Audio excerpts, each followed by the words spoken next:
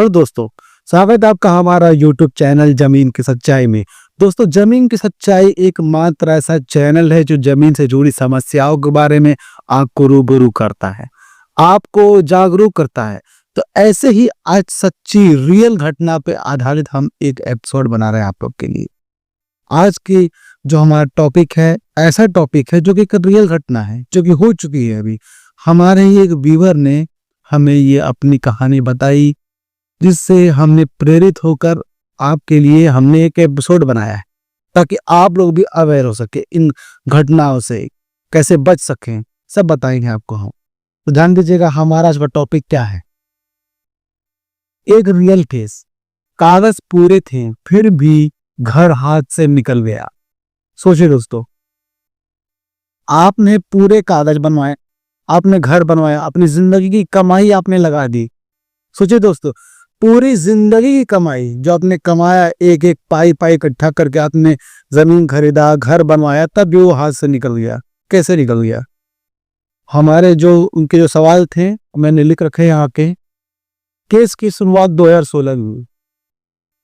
2016 में जब वो अपने घर में रहने लगे, उन्होंने बैंक से लोन लिया, पूरे कागजात जो है अपने अच्छे बनवाए, नक्शा बनवाया, रजिस्ट्री करवाई, घर का नक्शा बनवाया।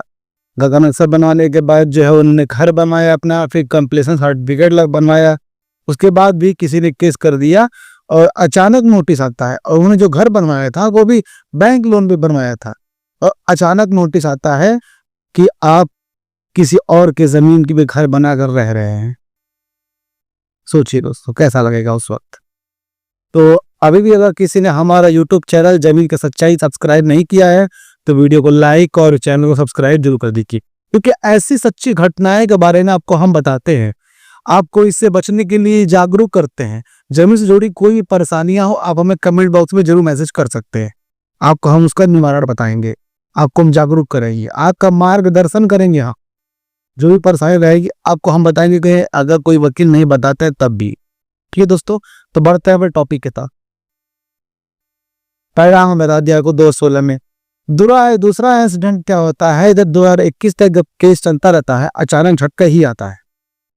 उन्होंने क्योंकि शुरुआत जो कोर्ट केस की यहाँ से हुई थी, और अचानक झटका आता है उनको 2021 में अचानक कोर्ट की तरफ से एक लीगल नोटिस आता है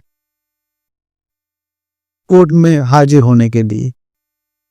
आप जाते हैं, वहां पे जाने के बाद आपको कोर्ट जो है वहां पे सब चीज बताता है कि भाई साहब ये तो दिक्कत है आपकी गलती है, क्या जमीन ले ली, कैसी जमीन ले ली, क्योंकि स्टार्टिंग में ही दिक्कत थी, उन्होंने ध्यान नहीं दिया था। क्या ध्यान नहीं दिया था, आगे आपको बताएंगे। खरीदार की सबसे बड़ी गलती ये थी, जिनके साथ ये एक्सीडेंट हुआ उनका हम नाम नहीं बता सकते, और कहाँ का मामला ये भी हम नहीं बता सकते, बस हिंदुस्तान का ये मामला है। कौन से स्टेट और किसके कौन सा आदमी है वो उसका हम नहीं बता सकते, वो गुप्त रखने के लिए उन्होंने कहा है। तो मामला ये है कि अचानक उनकी सबसे बड़ी गलती ये पकड़ी है कि जो उन्होंने स्टार्टिंग में जो जमीन उन्होंने खरीदी थी उसमें ये था कि भाइयों का बंटवारा था, लेकिन कोई भी बंटवारा जो है सिर्फ मौखिक था, उनका कोई भी कागजी रूप से कोई भी बंटवारा नहीं था। तो एक भाई ने जमीन बेच दी इनको, इन्होंने अपना घर बनवा लिया उसमें। अचानक कुछ सालों बाद जो है भाई उठता है और कोर्ट में केस कर देता है, एक अपील कर देता है जमीन को लेकर। और जब कोर्ट में केस चलने लगता है तो मामला सामने आता है। यही उसमें गलती इनकी यही थी कि उन्होंने जो जमीन खरीदी वो मौखिक बंटवारे वाली जमीन खरीद ली। कोई भी लीगल बंटवारे वाली जमीन हमेशा खरीदना रही आपको। अगर आपस में ही आपने बंटवारा कर लिया तो पेपर पे वो अंश उसमें लिखा रहना चाहिए कि कौन सा हिस्सा कौन से साइड का किसको पड़ा हुआ है, ये सब लिखा रहना चाहिए। लेकिन उन्होंने गलती यही की थी कि लीगल बंटवारा नहीं देखा, कोई भी जांच अच्छे से नहीं करवाया उन्होंने, सिर्फ मौखिक बंटवारे पे ही वो रहने लगी।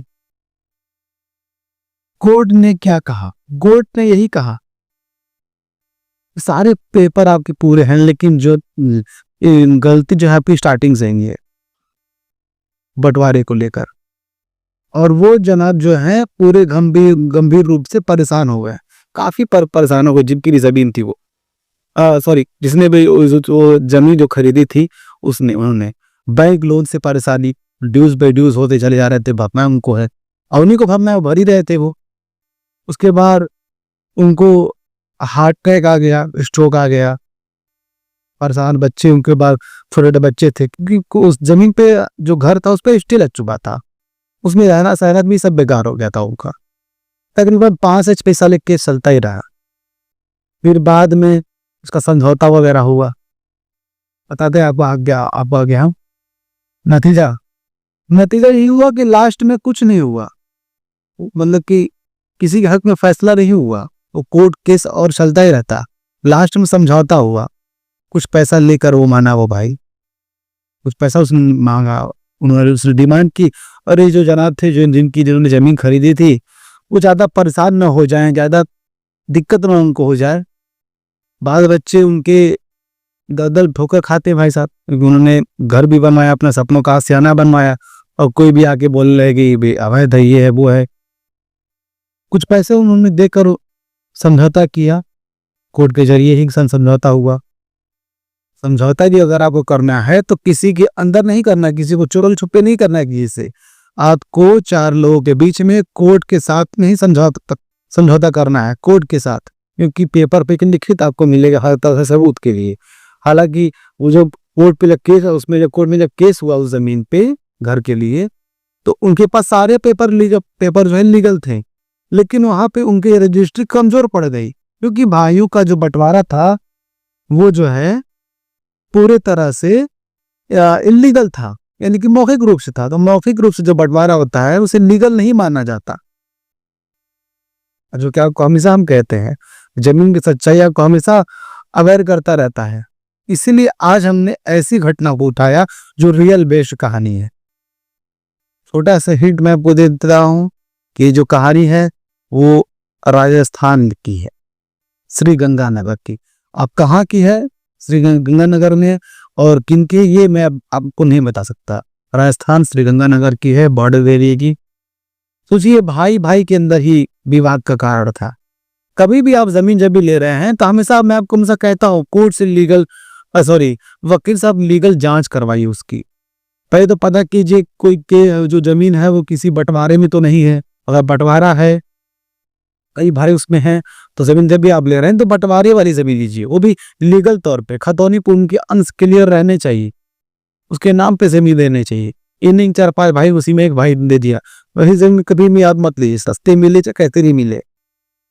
कोई भी आके उठे केस कर सकता है, अपील कर सकता है, आपकी रजिस्ट्री में दिक्कत हो सकती है, कमजोर पड़ सकती है आपकी रजिस्ट्री। सोचिए, नामांतरण होने के बावजूद भी ये होता है, क्योंकि इन सभी चीजों का जो मामला होता है जमीनी, ये जिंदगी की सबसे बड़ी कमाई पूंजी लगी होती है। सबसे बड़ी पूंजी दोस्तों, सोचिए, जिंदगी बड़ी कमाई की पूंजी लगी होती है उस जमीन पर। सोचिए, उस भले आदमी को स्ट्रोक तक आ गया, हार्ट अटैक आ गया, मरते मरते वो बचा है। उसके बाल बच्चे जो है रोड पे आते आते बचे हैं। सोचिए वो कैसा इंसान रहा होगा जिसने कोर्ट केस किया था। कोर्ट केस किया, वो जमीन के लिए पैसे उसने लिए और समझौता के तौर पर। सोचिए 2 पैसे की लालच में किसी की जान जाते जाते बची है, किसी का घर जो है बेघर होते हुए बचा है। इसीलिए जमीन की सच्चाई आपको हमेशा जागरूक करता रहता है। लेकिन आपने का जो काम था, आपने वो काम नहीं किया। आपका काम क्या है? हमारे वीडियो को लाइक करना और चैनल को सब्सक्राइब करना, जो कि आप नहीं करते हैं, आपको करना चाहिए। तभी आपके लिए मैं ऐसे ऐसे टॉपिक लेके आता रहूंगा, इससे बचने के उपाय आपको बताता रहता हूं मैं। तो हमारी साफ सलाह क्या है उसके बारे में मैं आपको बता देता हूं, उसके बाद मैं आपको पूरे अच्छी तरीके से बताता हूं कि कौन सी जमीन कैसे देनी चाहिए। ध्यान दीजिएगा, इस केस से क्या सीख मिलेगी, सीख क्या मिलती है इस केस से? सोचिए, इस केस से एक बात साफ है, सिर्फ रजिस्ट्री होना सुरक्षा की गारंटी नहीं। घर या जमीन खरीदने से पहले ये जरूर जांचे जमीन पर कोई केस तो नहीं है, जो कि हमेशा मैं आपको कहता रहता हूं। कभी भी केस वगैरह हमसे देख लेना चाहिए कि कोई केस तो नहीं है, क्योंकि आप जो है अपनी जिंदगी की कमाई लगा रहे हैं अपने सपनों का आशियाना बनाने के लिए। पारिवारिक विवाद तो नहीं, बंटवारे का लिखित रिकॉर्ड, कोर्ट के सर्च रिपोर्ट। घर खरीदना जिंदगी का सबसे बड़ा फैसला होता है। एक छोटी सी लापरवाही सालों का पछतावा बन सकती है। सोचिए दोस्तों, आप जिंदगी भर एक कमाई भी लगाइए, अपने आप को सुरक्षित रखिए, तब भी इन मामलों में आप झेल सकते हैं, पढ़ सकते हैं, परेशानी हो सकती है आपको। इसके लिए आपको हम सेफ तरीका अब क्या देंगे, जमीन लेने से पहले आप कभी भी क्या ध्यान दीजिए, आप पहले खतौनी लीजिए।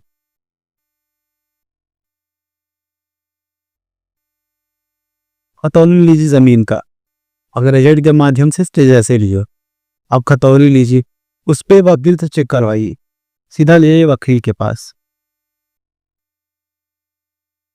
कितना लेगा पैसा वकील? 500 से 1000 रुपए। 500 से 1000 रुपए वो लेगा। क्या लेगा? वो क्या करता है? मुआयना करता है। वकील करेगा आपके कागज का मुआयना।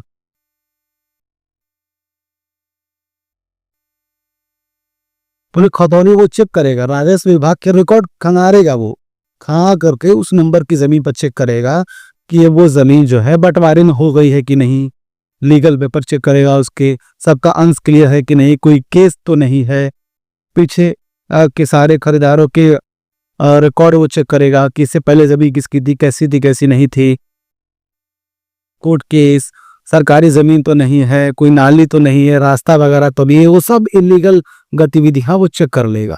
अगर वो सब साफ तरीके से रहेगा तो वकील आपको बोलेगा कि अब आप जमीन ले सकते हैं।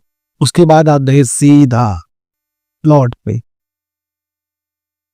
उस जमीन पे जाइए जिस जमीन को आप लेना चाहते हैं, और वहां बुलाइए जमीन के मालिक को। एजेंट है तो उसके माध्यम से मालिक को बुलाइए, या फिर अगर आपकी डायरेक्ट बात है उस जमीन को खरीदने के लिए, या को हम पहले सीढ़ी से बता रहे हैं, शुरुआती तरीके से घर बनाने से पहले की स्टार्टिंग सीढ़ियां कैसे चढ़ते हैं आपको बता रहे हैं।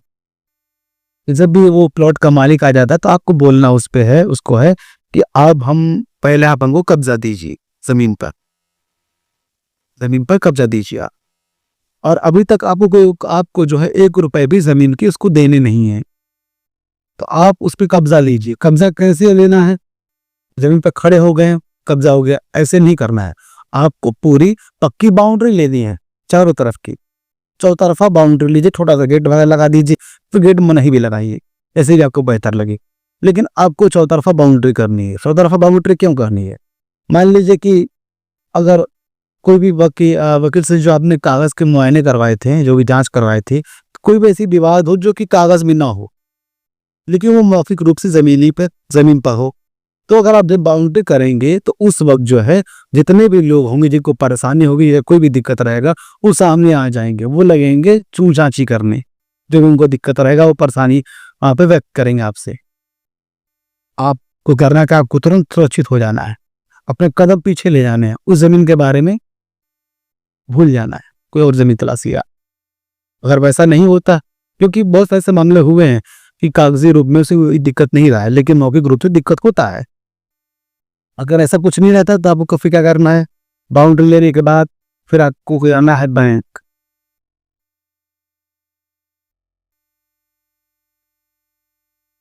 और ध्यान दीजिएगा दोस्तों कि इस जमीन का जो नापी है वो लेखपाल से करवाइए, किसी वकील वगैरह या किसी आदमी से मत करवाइए। जमीन की नापी लेखपाल से कराइए, क्योंकि लेखपाल जो जब आएगा तो पैसे लेगा, सरकारी नापी होती है सब चीज की, तो आप लेखपाल से जब कराएंगे तो आपको पूरा रसीद काट के देगा, उसकी सच्ची सीमापन के लिए, सीमांकन जो है उसका सच्ची आपको प्रॉपर रसीद देगा, तो आप गोल करने के लिए बेहतर रहेगा वो, तो आपको मिल जाएगा। फिर आप बैंक में जाइए, बैंक से आप कीजिए आरटीजीएस। आरटीजीएस ही क्यों करना है आपको? इसलिए कि जैसे आप यूपीआई वगैरह करते हैं, याद रखिएगा आपको कैश नहीं करना है, 1 भी रुपए कैश नहीं करना है आपको। कैश भूल जाइए, कैश क्या होता है, कैश नहीं पता, आप सिर्फ कहिए कि हमें सिर्फ बैंक ट्रांसफर में पता है, तो बैंक ट्रांसफर नहीं करना है तो सीधा आरटीजीएस करना है उस अकाउंट में, जो भी बेचने वाला जो आदमी है। आरटीजीएस क्यों करना है? बैंक को बैंक ट्रांसफर क्यों नहीं कर सकते हम? उसके अकाउंट से डायरेक्ट पैसा ट्रांसफर क्यों नहीं कर सकते?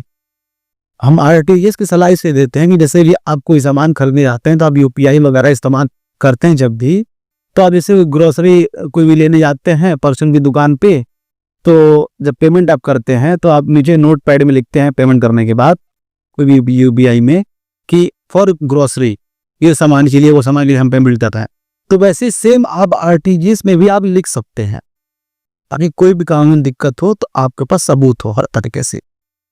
उसके बाद आपको लेनी है रजिस्ट्री।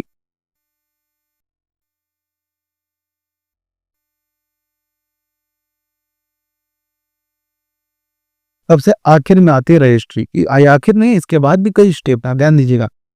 आपको रजिस्ट्री लेनी है। रजिस्ट्री आपको कैसे लेनी है कि आपने जो एक्चुअल जो अमाउंट आपने जमा किया है वही अमाउंट लिखवाइए। मान लीजिए इसकी नोट की आपने पेमेंट की 10 लाख रुपए और यहाँ का सरकारी रेट चल रहा है 2 लाख रुपए।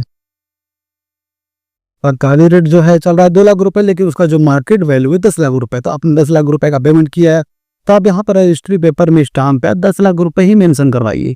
उससे ये रहेगा कल कोई भी दिक्कत अगर होगी सरकारी रूप से, या फिर जमीन चौड़ीकरण में आपकी जाने लगेगी, या फिर कैसी भी कोई दिक्कत होगा, तो आपके पास लीगल प्रूफ होगा एक बैंक का, और दूसरा जो है बैंक का हमसे कोई मानेगा नहीं, उतना कुछ खास उतना दिक्कत होगा नहीं, लेकिन मैं रजिस्ट्री पेपर पे जो लिखा रहेगा उसके हिसाब से आपको अमाउंट मिल सकता है वापस। अगर आपने 2 लाख रुपए लिखवाए हैं सरकारी रूप से तो आपको 2 लाख रुपए के हिसाब से मिलेंगे। और अगर आपने 10 लाख रुपए लिखवा रखे हैं तो कल को अगर आपको बैंक से लोन भी लेना रहे उस पर कंस्ट्रक्शन के लिए अपने जमीन पे, तो आपको उसके हिसाब से अच्छी सी वैल्यू मिलेगी, अच्छा आपको मिलेगा, लोन पे अच्छा मिल जाएगा, वो अच्छा खासा मिलेगा। ये सुविधाएं मिलती है आपको। तो रजिस्ट्री के बाद आपको सीधा आपको कराना है 15 दिन। रजिस्ट्री के 15 डेज बाद जो है आपको कराना है नामांतरण।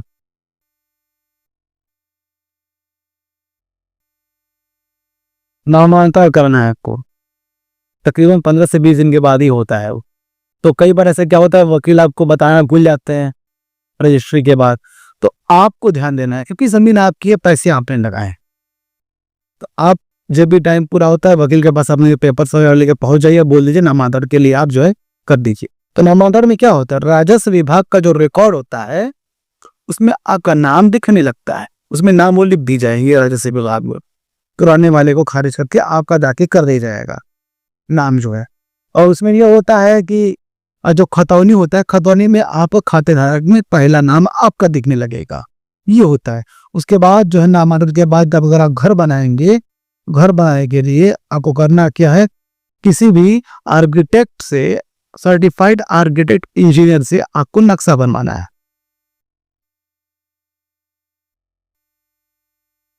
आपको नक्शा बनवाना है। नक्शा बनवाने के बाद आपको जानना है विकास प्राधिकरण विभाग।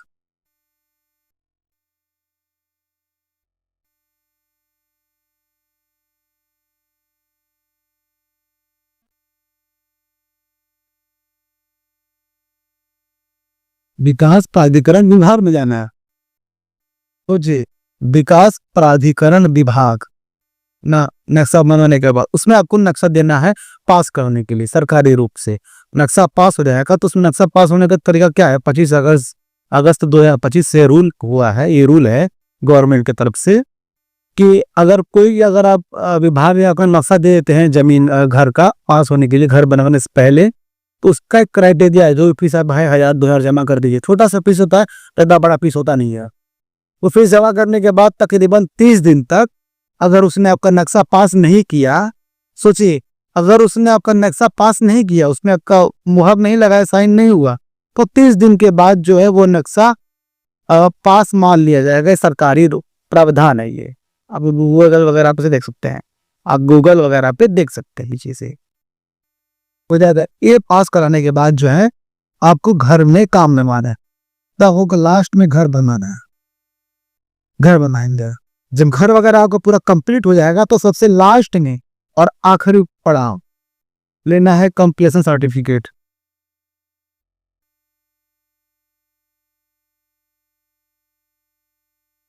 कंप्लीशन सर्टिफिकेट लेना है, नगर निगम, नगर पंचायत, ग्राम पंचायत, इन सबसे बनवाना है, वही बना के देता है जिस भी क्षेत्र में आप आ रहे हैं। तो यहाँ तक आपका मकान जाकर आपका कंप्लीट होता है सरकारी रूप से। कंप्लीशन सर्टिफिकेट क्यों बनवाना होता है, तो आपका रिकॉर्ड बन जाता है, तो वो नगर निगम में, नगर पंचायत या फिर जो भी हो इसके भी अधीन आप आते हैं, वो आपको एक सर्टिफिकेट जारी करेगा कि इनका मकान जो है बन चुका है, जो कि एक रिकॉर्ड माना जाएगा, सरकारी रिकॉर्ड में आपका नाम आ जाएगा आपके घर का। तब तक आप कंप्लीट नहीं रहेंगे जब तक आपने ये नहीं करा है तो आपको हमेशा यही सलाह हम देते हैं कि जब भी आप जमीन लीजिए, आप तौर तरीके अच्छे से समझिए कि कौन से क्या करते हैं, कौन से तरीके हैं, क्योंकि ऐसे केसों में आप उलझने से बच सकते हैं। आपको भी हार्ट अटैक आने से बच सकते हैं, क्योंकि कभी भी किसी की भी किस्मत इतनी अच्छी नहीं होती है कि हार्ट अटैक आने के बाद वो जिंदा बच जाए। तो अगर वो जिंदा है तो उसकी किस्मत है दोस्तों। आपको ये सब चीज से लफड़े से नहीं बचना, तो आपको ये चीज फॉलो करना होगा। अंत में हम यही कहना चाहेंगे कि आप जब भी जमीन का लेने का, खरीदने का या फिर घर बनाने का फैसला कर रहे हैं तो सोच समझ के कीजिए, सारे नियम फॉलो कीजिए, हर तरीके से लीजिए। कभी भी किसी एजेंट के बहकावे मत आइए, सिर्फ कागजी कार्रवाई मत देखिए, आप उसको पूरे लीगल जांच करवाने के बाद आप लीजिए। 2-4 दिन का ये काम है, सब अच्छे से हो जाता है।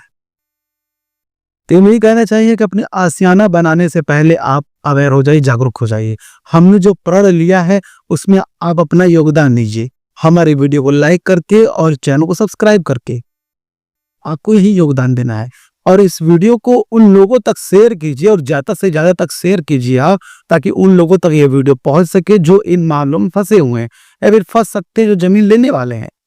और आप कमेंट जरूर कीजिए, आप कमेंट में कुछ भी लिख सकते हैं। आप आपकी कोई परेशानी हो, जब आपको वकील नहीं बताएगा, आपको हम बताएंगे। कोई भी दिक्कत हो और कोई बड़ी समस्या रहेगी तो आपको हम वीडियो के माध्यम से अच्छे से समझाएंगे।